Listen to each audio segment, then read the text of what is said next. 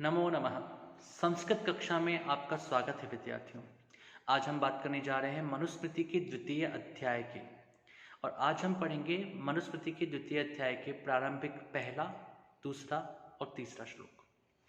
सबसे पहला श्लोक जो है मनुस्मृति के द्वितीय अध्याय में आता है वह है विद्वद्भिः सेवितः सद्भिः नित्यमद्वेषरागिभिः हृदयेनाभ्यानुज्ञातो यो धर्मस्तम निबोधत। मनुस्मृति के इन श्लोकों में अनुष्टुप छंद का प्रयोग किया गया है, तो इसकी जो लय है वो कुछ इस प्रकार से होगी। विद्वद्भिः सेवितः सद्भिः नित्यमद्वेषरागिभिः हृदयेनाभ्यनुज्ञातो यो धर्मस्तम निबोधत। अन्वय। सद्भिः अद्वेषरागिभिः विद्वद्भिः नित्यं सेवितः हृदयेन अभ्यनुज्ञातः यः धर्मः तं निबोधत। जहाँ पर हमने मनुस्मृति के द्वितीय अध्याय का ये पहला श्लोक बोला तो कुछ बात छोटी सी हल्की सी प्रथम अध्याय और द्वितीय अध्याय के बारे में कि पहले अध्याय में मुनियों के प्रश्न पूछने पर कि मनु ने सबसे श्रेष्ठ आत्म ज्ञान रूप धर्म के ज्ञान के लिए जगत के कारण ब्रह्म का प्रतिपादन किया, वही परम धर्म है। उसके पश्चात जो ये दूसरा अध्याय हम देख रहे हैं, इस दूसरे अध्याय में ब्रह्म ज्ञान के अंगभूत संस्कारादि रूप धर्म का प्रतिपादन करके सर्वप्रथम अब वो धर्म के सामान्य लक्षण को व्यक्त करने का प्रयत्न कर रहे हैं। मनुस्मृति एक स्मृति ग्रंथ है और स्मृति ग्रंथ अर्थात यहाँ पर स्मृतियों से तात्पर्य यह है कि हम सामाजिक नियमों को किस प्रकार से स्वीकार करें और सामाजिक नियमों को किस प्रकार से देखें। सामाजिक नियमों के इन विभिन्न स्वरूपों का ही वर्णन जो है वो स्मृति ग्रंथों के अंदर किया जाता है। तो प्रथम श्लोक जो हमने देखा इस समय पर, उस श्लोक में वो कहते हैं सद्भिः अर्थात सज्जनों के द्वारा अद्वेष रागिभिः, द्वेष और से राग से रहित, विद्वद्भिः वैदिक विद्वानों के द्वारा, नित्यम अनवरत सदा, सेवितः अनुष्ठित, हृदयेन अंतःकरण के द्वारा, अभ्यनुज्ञातः अनुज्ञा को प्राप्त किया हुआ, यह जो धर्म कर्तव्य है तम उस धर्म को ही निबोधत सुनो। तो यहां पर सज्जनों के द्वारा, और कैसे सज्जन, अद्वेष रागी भी अर्थात द्वेष और राग से जो रहित हैं ऐसे विद्वज्जन, ऐसे वैदिक विद्वान, उन वैदिक विद्वान जो कि द्वेष और राग से रहित हैं, सज्जन स्वभाव वाले हैं, नित्यम उनके द्वारा लगातार सेवितः जिसके सेवा की गई है अर्थात जिसके बारे में चिंतन मनन विचार किया गया हो, ऐसे हृदय के द्वारा अनुष्ठित अर्थात बताए गए, अभ्यनुज्ञातः उनके द्वारा जिसकी अनुमति हमको प्राप्त हुई हो। क्या करना उचित है और क्या करना अनुचित है, ये उचित और अनुचित का जो रेखा है वह किसने खींची हो, वह उस व्यक्ति ने खींची हो जो कि वैदिक विद्वान हो। लेकिन वैदिक विद्वान भी कैसा होना चाहिए, द्वेष और राग से रहित होना चाहिए।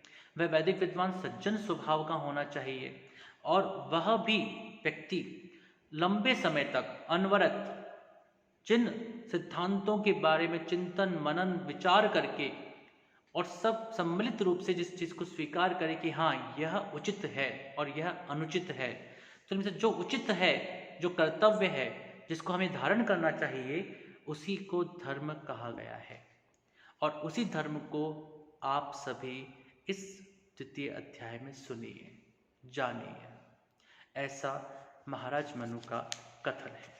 महाराज मनु क्योंकि वे एक राजा के रूप में थे, लेकिन उनसे भी अधिक महत्वपूर्ण बात है कि वे एक महर्षि के रूप में थे, महान ऋषि के रूप में थे, इसलिए उनके विचार हमारे लिए बहुत अधिक महत्वपूर्ण हो जाते हैं।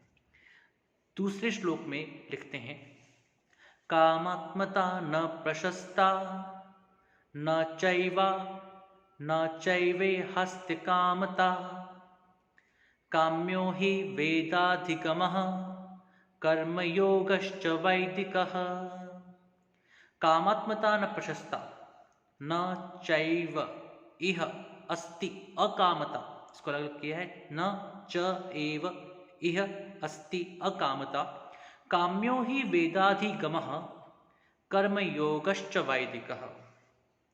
इसका अन्वय इस प्रकार से होगा, कामात्मता न प्रशस्ता, इह अकामता चैव न अस्ति, हि वेदाधिगमः वैदिकः कर्मयोगश्च काम्यः।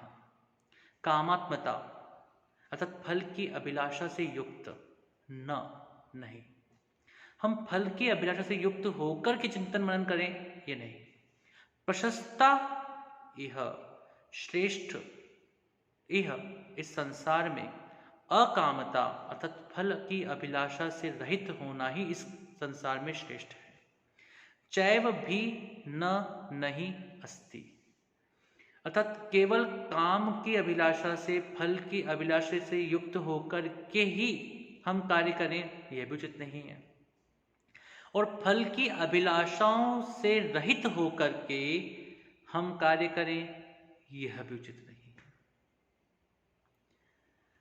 ही क्योंकि वेदाधिगमः वेदाध्ययन तथा तदर्थ की प्राप्ति, वैदिकः वेद प्रतिपादित, कर्मयोगश्च कर्मानुष्ठान काम्यः कामना का विषय है।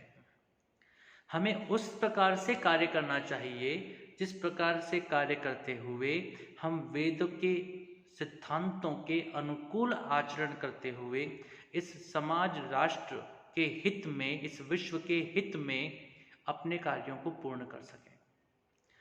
और उसके लिए कामात्मता न प्रशस्ता यह अकामता चैव नास्ति, काम से रहित होना अर्थात अभिलाषाओं से रहित होकर के कार्य करना, यह भी पूरी तरह से ठीक नहीं है। और काम से युक्त होकर के ही कार्य करना, सभी चीज़ों को चाह के साथ और प्राप्त करने की इच्छा से कार्य करना, यह भी उचित नहीं है। हमें इन दोनों के बीच का एक सामंजस्य बनाना होगा, हमें इन दोनों के बीच के एक सामंजस्य की बात करनी होगी, एक ऐसे वैचारिक सामंजस्य की बात करनी होगी जिसके द्वारा हमारे कार्य समाज, राष्ट्र और विश्व के अनुकूल भी हों और हमारी प्रगति के सूचक भी हों। क्योंकि सामान्य तौर पर हम जब कार्य करते हैं तो किसी न किसी अभिलाषा से युक्त होकर के करते हैं, और तो उस प्रकार से लगातार अभिलाषाओं से ही, लगातार स्वार्थ की पूर्ति से ही युक्त होना उचित नहीं है। और यदि हम स्वार्थों को त्याग करके, यहाँ पर स्वार्थ नहीं बल्कि यहाँ पर काम है, अर्थात कामनाओं के या अभिलाषाओं से रहित होकर के ही कार्य करने लगेंगे, तो शायद हम एक सही रास्ते पर एक अग्रसर होने का प्रयास भी नहीं कर पाएंगे। अतः यह भी आवश्यक है कि हम अपनी अभिलाषाओं को भी जानें कि क्या हमारी इच्छाएं हैं, और यह भी आवश्यक है कि वे इच्छाएं हम पर हावी ना हो सकें, इसलिए उससे अकाम होना भी आवश्यक है। तो इन दोनों के बीच का एक सुंदर सामंजस्य ही इस विश्व को वास्तविक रूप में सही रास्ते की ओर अग्रसर करता है। इसी के बाद में जो अगला आता है श्लोक, तृतीय श्लोक, उसमें यहाँ पर कहते हैं, संकल्प मूलः कामो वै यज्ञः संकल्प संभवाः व्रतानि यम धर्माश्च सर्वे संकल्पजः स्मृतः। वे कहते हैं कामः वै संकल्प मूलः यज्ञः संकल्प संभवाः व्रतानि सर्वे यम धर्माश्च संकल्पजः स्मृताः। हम सभी कुछ जो भी कार्य करते हैं वे सब संकल्प से युक्त होकर के ही करते हैं। तो कहते हैं कामः अर्थात कर्मजन्य फल की अभिलाषा या इच्छा, वै निश्चय रूप से, संकल्प मूल है, संकल्प प्रमाणक अथवा संकल्पाधारक होते हैं। यज्ञ जो वेद विहित यज्ञ यागादि हैं, संकल्प संभव वे भी संकल्प से ही उत्पन्न होने वाले हैं। व्रतानि यम धर्माश्च जो व्रत हैं, नियम आदि हैं, यम धर्माश्च जो ब्रह्मचर्यादि यम नियमादि हैं, वे सभी संकल्पजः वे भी संकल्प से ही उत्पन्न होने वाले स्मृतः अर्थात बताए गए हैं। अर्थात मन से चिंतित कर्म को संकल्प कहते हैं। सभी प्रकार की इच्छाओं का मूल आधार संकल्प है। वेद विहित याग आदि भी संकल्प से ही उत्पन्न होते हैं। चांद्रायणादि व्रत नियम तथा सही प्रकार के ब्रह्मचर्यादि धर्म भी संकल्प से ही उत्पन्न और परिपालित होते हैं। तो यहां पर हम देखते हैं कि संकल्प जो है वह बहुत अधिक महत्वपूर्ण है। यदि ये संकल्प ही उचित नहीं है, संकल्प ही सही दिशा में नहीं है, तो हमारे उसके द्वारा किए जाने वाले समस्त कार्य, चाहे वह हमारी अभिलाषा हो, चाहे वे हमारे यज्ञ आदि हों, चाहे वे हमारे व्रत नियम आदि हों, चाहे वे हमारे यम धर्म आदि हों, कुछ भी हो, वे उचित नहीं होंगे। क्योंकि बुरे संकल्प से बुरी क्रियाओं का, बुरे कार्यों का प्रारंभ होता है और एक श्रेष्ठ संकल्प से श्रेष्ठ क्रिया आदि कर्मों का प्रारंभ होता है। तो संकल्प की महत्ता को यहाँ पर स्वीकार किया गया है और यही संकल्प हमें श्रेष्ठ मार्ग की ओर प्रेरित करने वाला भी होता है।